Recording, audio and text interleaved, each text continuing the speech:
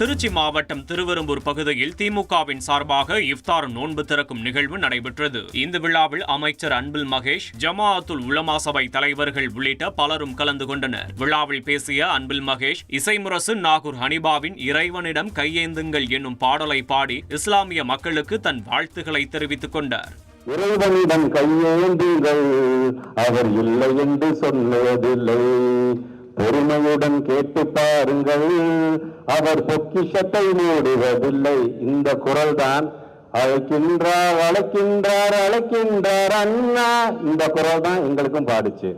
ஓடி வருகிறான் உதய சூரியன். இந்த திராவிட குரல் தான் எங்களுக்கு ஒழித்தது.